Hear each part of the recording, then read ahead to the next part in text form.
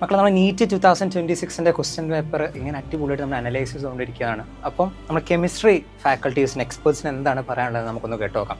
Sir എങ്ങനെ ഉണ്ടായിരുന്നു sir പക്ഷേ കെമിസ്ട്രി പേപ്പർ 2024 അത്രയും ഈസി ആയിട്ടുള്ള ക്വസ്റ്റ്യൻ പേപ്പർ അല്ല, അത്ര ഈസി അല്ല.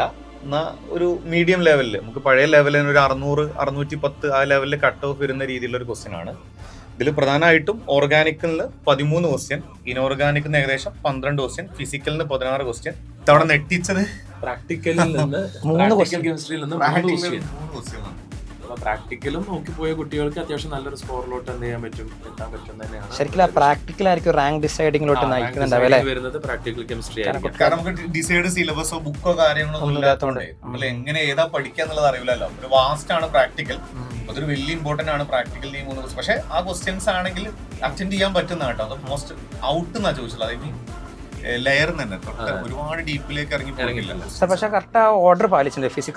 ഫിസിക്കൽ കൂടുതൽ, ഓർഗാനിക് പിന്നെ കറക്റ്റ് ആ പാറ്റേൺ കറക്റ്റ് ഫോളോ ചെയ്തിട്ടുണ്ട്. ഓർഗാനിക്കിൽ 13, ഇനോർഗാനിക്കിൽ 12, ഫിസിക്കൽ 16. പക്ഷേ ഇനോർഗാനിക് സാധാരണ ഒരു 8 ക്വസ്റ്റ്യൻ ആ റേഞ്ചിൽ കഴിഞ്ഞ വർഷം ചോദിച്ചത് 10 ക്വസ്റ്റ്യൻ ആണ് ഇനോർഗാനിക്. പക്ഷെ ഇപ്രാവശ്യം അത് കൂടി, അതുകൊണ്ട് തന്നെ ഈസി ആവാണ് ചെയ്യും. ഇനോർഗാനിക് കൂടി, ഫിസിക്കൽ കുറഞ്ഞു, ഇനോർഗാനിക് കൂടി. അപ്പൊ തന്നെ എക്സാം കെമിസ്ട്രി പാർട്ട് ഓക്കെ ആണ് നടത്താം.